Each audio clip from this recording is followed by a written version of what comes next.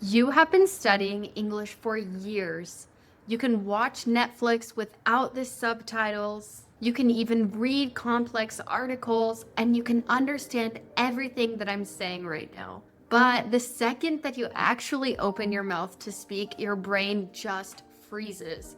Now, I am a native English speaker, but I speak 3 foreign languages, and I know this feeling. It is so frustrating. Today, I want to talk about why this is happening and how you can fix it. And P.S., this is not due to your intelligence. This is due to the teaching system. So let's jump right in. And at the end of this video, I'm going to share with you my 30-day action plan for really being able to speak English. So the first thing is what I like to call the classroom hangover. Now, most of you learned English in school for years and you were taught it almost like a math class, like a set of rules that you memorize before a test. And now this is totally normal. In the US, we're taught Spanish this way in school, and it just does not really make that connection between the brain and the mouth, really understanding and speaking. This is for learning the technicalities of a language, not for speaking a language. But in the real world, nobody is grading you. If you're spending 90% of your time studying about the language, but only spending about 10% of your time using the language, you are creating a massive gap. And that is going to make it impossible to speak a language. So you have to break that habit of treating English like a school subject, treating it like a grade, treating it like a math problem, all of that. You have to get rid of all of that. And remember that English is actually a language that people use and people live in. So how can you fix this? Now, I've had to fix this in foreign languages that I've learned, and what I've found is a few things that help. The first thing is exposing yourself to real world input. So whatever you want that to be. And the best way to go about this is to find what you're interested in, find it in English. So YouTube videos, podcasts, music, TV shows, movies. I mean, there is so much media today, anything. Just do it in English. I mean, truly, anything. I love to cook, so in the past I've bought cookbooks in that language and then used that time as a really good time to immerse myself in the language, learn new cooking vocabulary, and really practice living in the language. So your job is to really find ways that you can integrate English into your life and really be creative here. Because if you're interested, it's actually going to be fun and you are going to be so much more consistent about it. And the other thing you need to do here is you need to try your hardest to create output.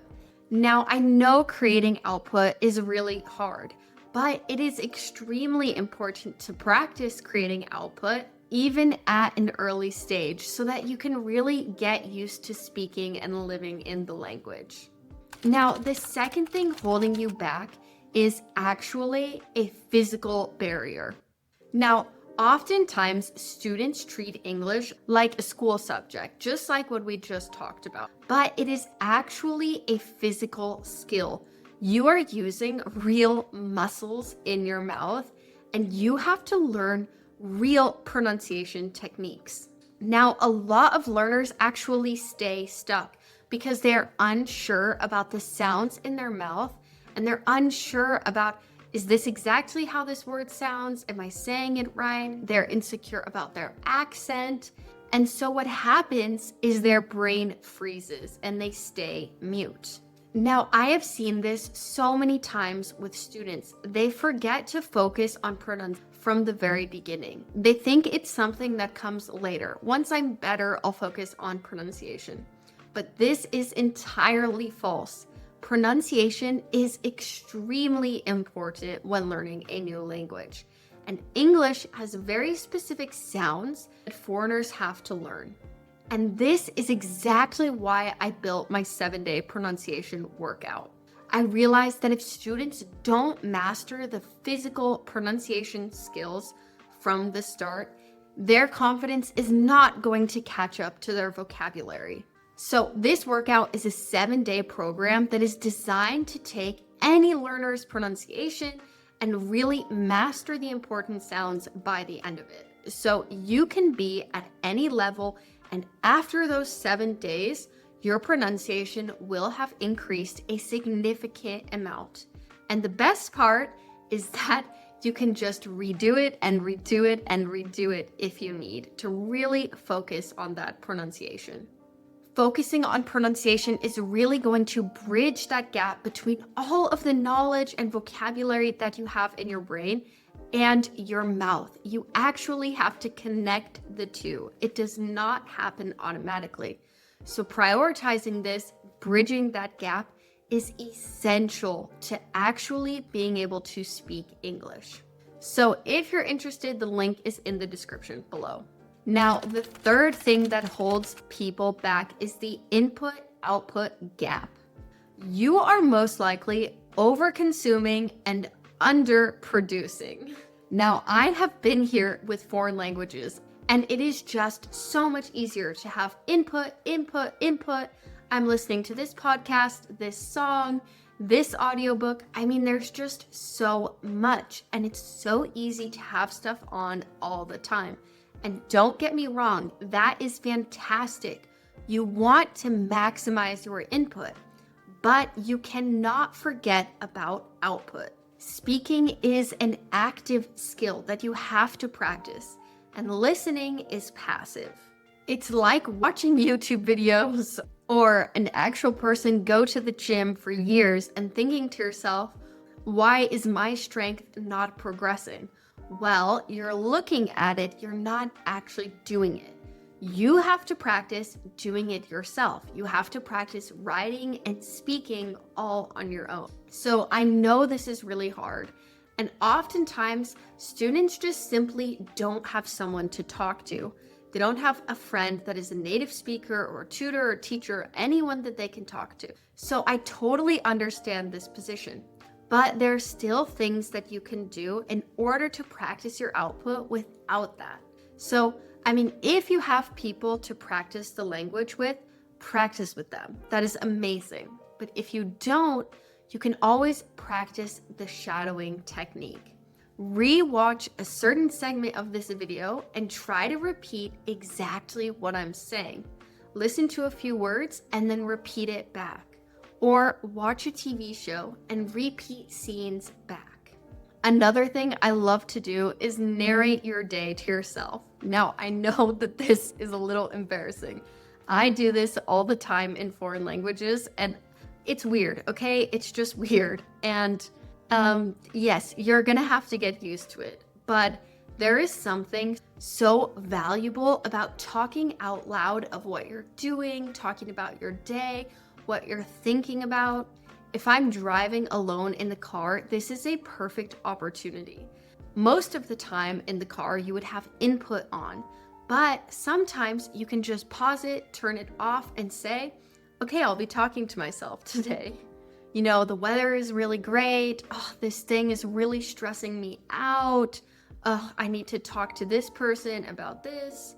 I'm really excited about our dinner plans tonight. I mean, just everything that's on your mind. Instead of keeping it in there, practice talking about it in English. And plus, when you're alone, it really helps you work through the hard parts, the things that really catch you. Say, oh, how did I make a grammar mistake there? And you can fix it. And you're not embarrassed, you're not rushed by a real high stress conversation. So I really recommend doing this. I have found it to be so helpful when learning other languages. Just really talking to yourself out loud, practicing the language without having to be embarrassed or stressed. On that same note, you can also talk to AI and actually get responses so you're holding a conversation. This is pretty similar because once again, it's low stress, but you actually practice engaging in a conversation. All you have to do is press the speak button on ChatGPT and say, "Hi, I am wondering how the weather is today." And Chat will actually answer you, and then you can answer back. You can literally have a conversation. And I totally recommend doing this as a way of really practicing your output and bridging that gap between input and output. Now, the fourth thing that is holding you back is perfectionism. Perfectionism is the ultimate killer of fluency, and I think a lot of people misunderstand what fluency actually means. Fluency can be attained at any level of a language.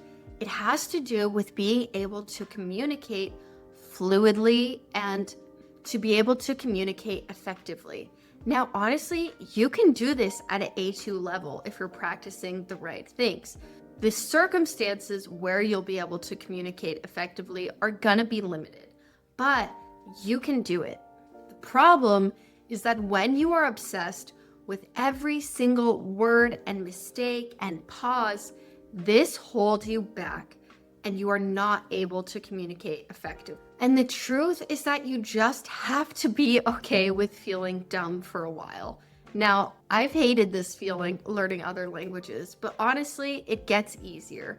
You just have to accept that you're gonna feel insecure. But if you keep practicing, your confidence is going to grow and you're not always going to feel that way. Also, the truth is, nobody ever actually thinks you're dumb.